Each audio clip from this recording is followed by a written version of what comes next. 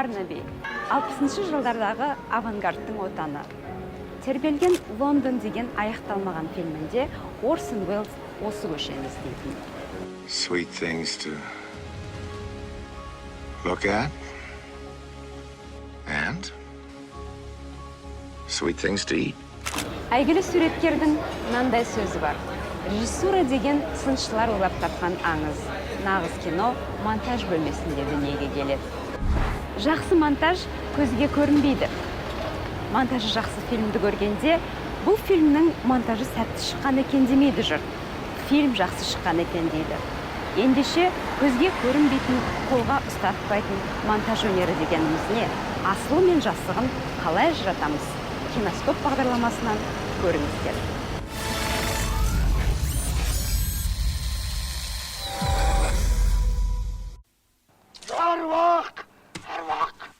Кино деген баяндау, бірақ сөз емес, бейне арқылы баяндау.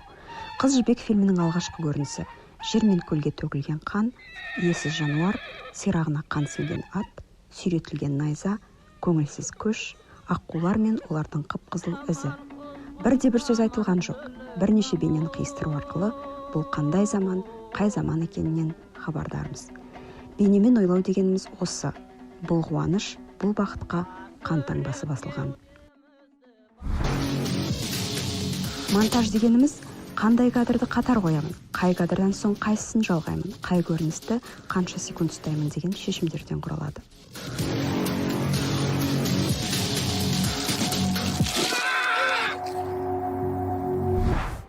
Шұға фильмін алайық. Жаураған ескерткіш, қураған гүл, қураған ағаштар, қара киімді әйел. Махаббат үшін отбасын құрбан қылған әйел. Сүреңсіз дала мен суық кеңістік шұғаның сұрқай тартқан жан дүниесінен хабар беріп тұрғандай.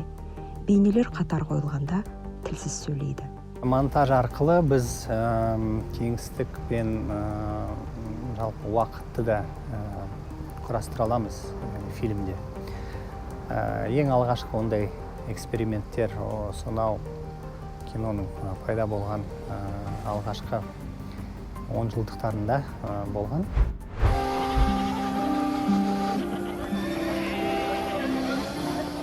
Фильмдердің көпшілігі жалпы көріністен басталып, жеке адамға жақындайды. Неге десеңіз, монтаж сізге оқиғаның қайда, қандай жағдайда өтетінін және кім туралы екенін баяндамақ. Жалпыдан жалқыға өту визуал таныстырудың ең кең тараған түрі.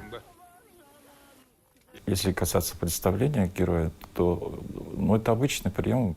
Кейіпкерді таныстыру жайлы айтсақ, ол қатып қалған заң емес, бірақ режиссерлердің көбі осыны ұстанады. Әлем киносында бас кейіпкерді бірден таныстырмайды. Әуелі бір деталь не басқа нысанды көрсету арқылы, я жалпы план арқылы көрсетеміз. Тек содан кейін барып қана басты кейіпкердің көңіл күйін, не істеп отырғанын көрсетеміз. Режиссерлердің көбі осы заңдылықты ұстанады. Монтаж дегеніміз қию емес, қиыннан қиыстыру. Кино қуантады, ойлантады, мұңайтады. Кадрларды қатар қою арқылы мағына мен сезім, ой мен сезік тудырады.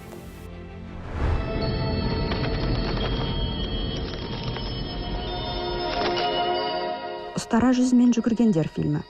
Үкі басын оңға бұрады. Рик Декарт та солай қозғалады. Қимыл ұйқасы тегін емес. Үкі жасанды ма, дейді Декарт. Әрине, дейді Рейчел. Адамзат үшін андроидтарды аңдып жүрген Декарттың өзі адам ба? Фильмнің соңына дейін осы ой маза бермейді.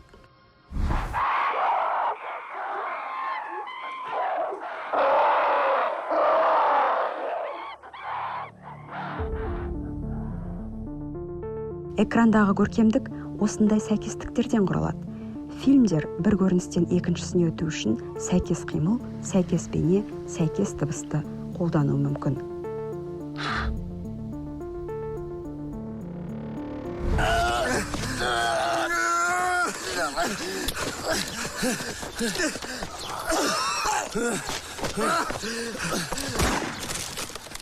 Рүстем Әбдірашевтің «Сталинге сыйлық» фильмі. Ауылдағы бір адамды полиция өлтіреді. Содан кейінгі сахнада солға қарай жылжыған пойыз, ұшқан құстар, қозғалған көліктер, үкінің басы, бір бағыттағы әртүрлі қозғалыстардың қиыласуы, уақыт ағысы, ритм, поэзия. Кино әрқашан біз туралы болумен құнды.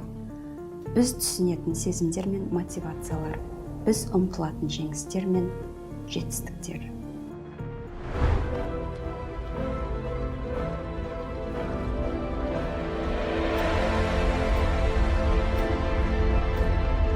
Киноның сиқыры сонда. Біз кейіпкермен бір боламыз, соның көзімен қараймыз. Басқа ғаламшарға сапар шегеміз, қуанамыз, таңғаламыз, ғашық боламыз, ашуланамыз, мұңаямыз. Бәрі де адам туралы.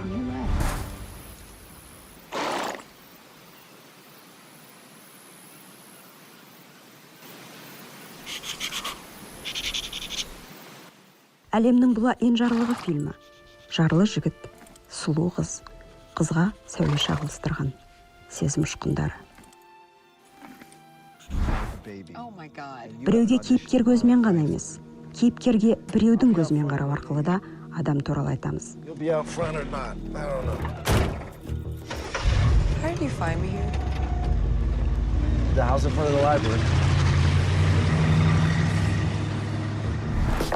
Дәрежан Өмірбаевтың «Жол» фильміндегі мына сахна әйел көзқарасымен жиналған. Әмірдің таяқ жегенін тікелей емес, бұзақылар шығып кеткенін бақылайтын әйел көзімен көреміз. Эстетика.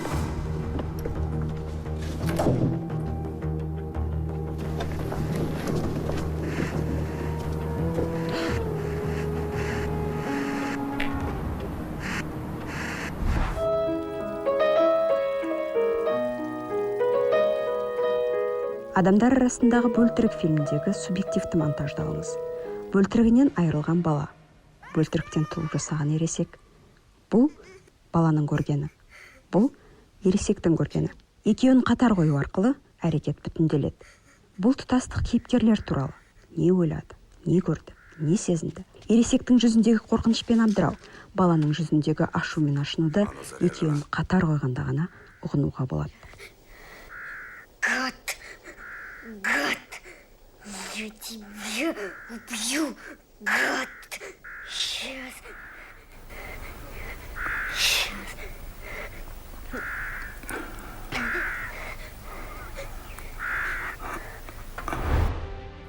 Алдымен сөйлеушіні көрсетем, сосын тыңдаушыны. Шын айтып тұрма, не ойлаған бар? Ұл болсын фильмі.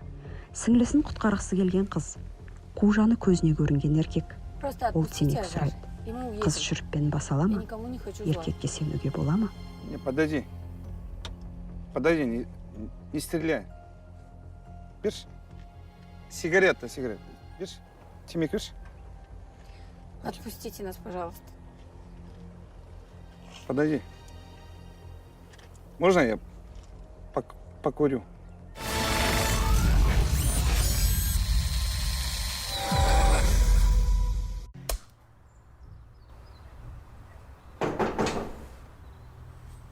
Нариман Төребаев «Шытырман» фильмінде дәстүрді бұзады. Кездейсоқ қонақтар есік қағады, Марат есікті ашады. Сырттан келушілердің көзімен емес, Маратқа қырынан, үйінің ішінен қараймыз. Бір тоға жігіттің үйінде ғана емес, ішкі әлеміндеміз. Төребаев әңгімені дәстүрлі түрде иықтан асырып түсіретін әдетті іш пыстырады дейді. Вот этот прием «восьмерка», это, он, конечно, самый... Диалогты иықтан түсіруді қолданыла әбден тізе шыққан тәсіл деп санаймын. Бұл тәсілден басқа еш тәсіл ойлап таба алмайтындар қолдана береді. «Восьмеркадан» гөрі екеуін қатар отырғызып қойып түсірген қызығырақ. Менің фильмімде актердің өзі де ірі планда көрінгісі келмеді. Азамат Нығманов камерадан басын алып қашып, бұрылыңқырап кетіп отырды. Мен кейіпкерімнің табиғатын түсіндім, қабылдадым да көрінгісі келмейтін кейіпкер сомдадым. Монтаж кадрларды жіпке тізген моншақтай тізіп шығады. Әрекет жалғастығы бейненің ішкі қисынға сай үйлесімінен туады. Томирис фильмі. Адамдарынан айырылған Кирдің арыстанға ет тастаған сахнасы 1, 2, 3 кадрдың жалғастығынан түзілген. Әрекет жалғастығын керісінше көрсетуге де болады. Кристофер Ноланның «Есіңде сақта» фильмі басталғанда оқиға керісінше өрбиді. Есінде ештеңе қалмаған жігіттің өткенге оралуына кіріспе.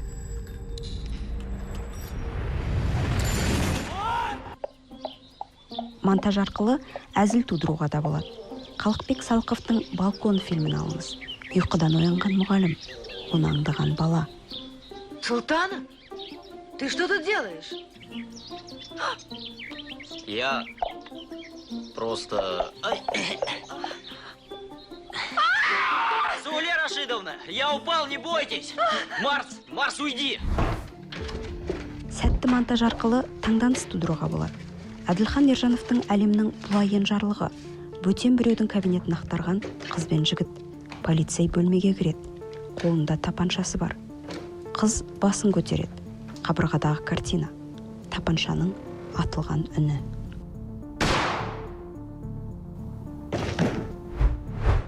Кино көргенде басқа әлемді ұмытамыз. Әр кадр оның жаңа қырын ашады. Жан жарасын ашып, өзімізге жақындата түседі. Менің атым Қожа фильмі бейнені шебер қиыстырудың үлгісі. Тәртіпсіздігімен көзге түскен бала. Тағдыр шешті жиналыс. Қожа мен жиналыстағылар кезекпен беріледі. Баяндау мен бейне мүлтіксіз қиысқан.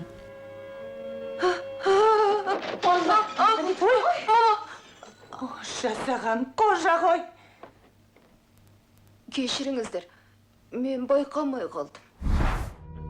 Киноның негізгі ережесінің бірі сабақтастық. Біз қараушыны көреміз, сосын оның көзімен қараймыз. Қос кадрдан кеңістік құрастырылады. Адамды бір жерде түсіріп, өтіп бара жатқан, мысалы оның. Кейін келесі кадрда бір белгілі бір ғимаратты көрсетсек, яғни ол сол ғимараттың қасында өтіп жүргенде әсер қалдырады. Демек, белгілі бір кеңістікті құрастыра аламыз, мысалы. Қазіргі кездегі кеңістік болу мүмкін заманауи, бірақ басқа жерде орналасқан, физикалық тұрғыда, мысалы. Немесе ол өткен заманның бір кеңістігі болу мүмкін. Хичкоктың құстарындағы өрт сахнасы студияда, ал мейрамхана сахнасы дәмханада түсірілген. Бірақ сабақтас монтаж арқылы біз өрттің дәмхана сыртында болып жатқанына сенеміз. Мұндай сәйкестік болмауы сәтсіз шешімдерге жетелейді. Мысалы, қазақ хандығы алтын тақ. Шайбани көздейді, Керейдің арқасынан қараймыз. Шайбани ханды арқасынан көздеген шығар. Жоқ, Жебе Керейдің кеудесінен сөйлейді. Көрерменде дисориентация. Мы с Булатом делали фильм «Күнә». Біз Болат Шәріпов екеуміз күнәні жасап отырғанда оператор былай түсіріпті. Бір эпизодта шолпан кесте тігіп отырады. Екінші эпизодта ол ойланып отыр. Үшінші эпизодта ары бері жүреді. Оларды жалғасаң, бәрі бірінен кейін бірі болып үйлеспей қалады. Пауза сондай ұзақ. Көрерменге қызықсыз болмау үшін бір нәрсе жасау керек деп ойладым. Үшеуін бірге желімдеп едім, 300 метр кадр шықты. Бұл ешкімге керек емес. Сосын бір эпизодтан оның кесте тіккенін алдым. Планды бөліп, оны отырғыздым. Сосын ол орнынан тұрады, ойланады. Ол кадрда басқа киімде. Болат фильмді өткізгенде біреу оған қызық монтаж депті. Бұл қателік пе, әлде қиын сәттен шыға білу ме? Кейде сабақтастық әдейі бұзылады. Дюнада біз Полға шешесінің шынын алып бергенін көреміз. Бір кадрдан кейін шыныларды бұрынғы орнынан табамыз. Монтаж мұнымен не айтқысы келеді? Ең алдымен алғашқы көрініс қиялда ғана болғанын. Бала Полдың даусымен әлі де бұйрық бере алмайтынын. Кино түс тілінде сөйлейді дейді Федерико Феллини. Ілкіде сөз емес, бейне болған. Ойымызға сөз емес, бейне келеді. Түсте солай. Кино соның таспаға жазылған нұсқасы. Кейіпкерден кейін келетін кадр оның не көріп тұрғанын ғана емес, не ойлап тұрғанын, қиялындағыны да көрсетеді. Қош бол, мектебім. Қош болыңдар бәріңді.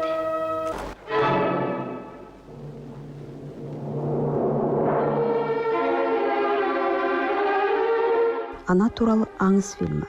Баласын жоқтаған ана. Толассыз жеткен қара қағаз. Қаза болған әр сарбаздан өз ұлының бейнесін көрген ұлы жүрек. Осы бейнелердің қиысу арқылы ол барлық сарбаздың анасына айналады.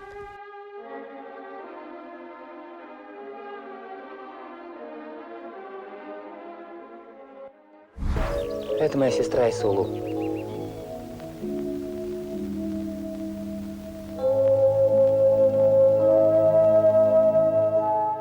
Айдай сұлу, Айсұлу, қайғылы хан. Ғашық болу сәті операторлық жұмыспен монтаж арқылы көркемделген. Дауылбай жыраудың домбырасынан төгілген күйдің мағынасы визуал қатар арқылы өрілген.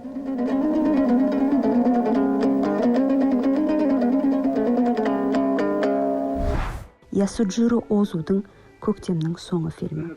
Қызын қимайтын әке, әкесін қимайтын қыз. Туған үйдегі соңғы түн, бір бұрыштағы ваза, қыз жүзіндегі қимастық. Бұл бейнемен ғана жеткізуге болатын сөзге бағынбайтын толқыныстар. Балкон фильмі. Алматы, 50-ші жылдардың басы. Оқушылар тапанша тауып алған. Бірі оқыс, атып қалады. Оқтың Сталиннің көзіне тигенін көреміз. Бір сәт жымиямыз. Камера алыстайды. Плакат алдында қой үйірген қойшылар. Халықты қойшы айдаған көсем. Компартияның көлеңкесінде өткен қайран балалық шақ. Мұның бәрі монтаж арқылы визуалды түрде жеткізілген терең мағыналар. Фильмнің соңында балалардың жүгіріп отырып туннельге кіргенін көреміз. Туннель маңдайшасында Сталин бейнесі. Қанды шеңгел құрсауында жоғалған ұрпақ. Өмірде бір мезетте екі жерде бола алмаймыз. Кинода ол да мүмкін. Бір мезетте екі жерде өтіп жатқан көріністі қатар қою арқылы үшінші мағына туып жатады. Кейде бұл сәтсіз де қолданылады. Мысалы, қазақ хандығы алтын тақ, қазақ әскері сығанаққа жақындайды. Рәбия бегім ыстық күлдің үстімен жүреді. Табанынан өткен шоқ ыстығы сияқты әулетіне жасаған сатқындығы оның жанын күйдіріп барады. Бірақ Рәбия сондай маңызды кейіпкер ме? Қазақ халқының тағдыр шешті шайқасын бір оған телу орынды ма? Кейде қима кесім визуал әзіл үшін қолданылады. Қалықбек Салықовтың балконын алайық. Екіге жарылған алматылық балалар жоқтан өзгеге төбелесе кетеді. Ал оған параллель ежелгі батырлардың қиян кескі шайқасы. Кинодағы. Олжас Сүлейменов поэзиясындағы өзіне деген ирониясын оңай танисыз. Экшн фильмдерде монтаждың ритмі жылдамдайды, демек әр кадр қысқара түседі. Ондағыны түгел көруге мұрсат берместен келесіге ауысады. Есуас Макс ашулы жол фильмін алайық. Кей кадрлардың ұзақтығы 1 секундқа да жетпейді. Көзілеспес жылдамдық. Бірақ кадр қанша жылдам ауысса да негізгі әрекеттің бәрі бір нүктеде.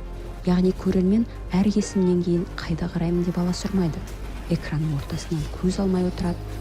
Ауысатыны соның айналасы ғана. Аға оралу қазақстандық ең жылдам атыс шабыс фильмдерінің бірі деуге болады. Мұнда да кадр көзді ашып жұмғанша ауысады. Алайда көзіңіз әрекетке ілесе ме? Фильмнің негізгі кемшілігі көп кесімдері мотивациясыз. Көркемдік дегеніміз салыстыру мен ұқсатудан шығады. Абай, қансонардан бүркітші шығаданға. Түлкін алған қыран құс әрекетін ол ақын күйеуі ер, қалыңдығы сұлу болып, және ұқсар тар төсекте жолыққанға деп сипаттайды. Болат Шәріптің Күнә фильмін алыңыз. Ол Абайдың жолдары визуалды түрде көрініс тапқан. Құрсақ көтере алмаған шолпан күнә жасауға бел буады. Қайнысы Әзімбай тарпа бас салған. Кенет монтаж. Түлкіні қуған тазы, жанталасқан шолпан, жемтігін бүрген тазы, жемтігін бүрген Әзімбай. Шолпанның күнәсі осылай оның жемтікке айналуымен аяқталған. Кейде монтаж ең маңызды оқиғаны көрсетпей қояды. Эллипсисті жиі қолданатын режиссер Эмир Байғазин. Үйлесім сабақтары, атылған оқ, жауынқұртты сүйреткен құмырсқалар, тапанша ұстаған бала. Не болғанын анық білмейміз. Бір көріністен кейін ғана жауап алып отырған полицей кездеседі. Братандар үшін по-любому кек алам! Тәкізі! Кейде керісінше монтаж оқиға ортасында флешбак жасап, кейіпкерге не болғанын түсіндіреді. Жаным айтсам сенбейсің фильмінде дәл сондай сахна бар.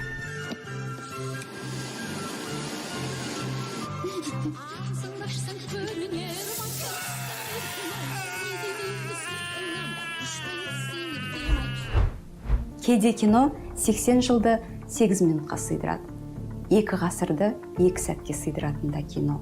Әрекетті сығымдап жеткізуді поэзияға айналдыратындар бар. Әйгілі Азамат Кейн. Кейннің отбасылық өмірі 2 минутқа сыйып кеткен.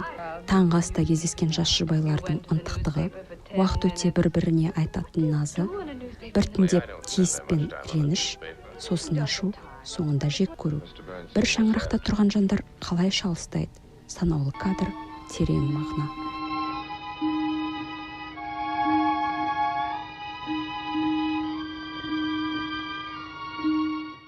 Когда мы сдавали фильм, Қанымбек Қасымбековтың Жамбылдың жастық шағы фильмін өткізген соң басты рөлдегі Мұхамеджан Тазабеков өз жанынан өлең шығарып бәрімізді таныстырды. Сонда маған келгенде Света апайымыз құрақтан көрпе тігеді деді. Білесіз бе, осы фраза маған қатты ұнады. Қалай дәл айтқан. Монтаж режиссерінің жұмысы расында да құрақ құраумен бірдей.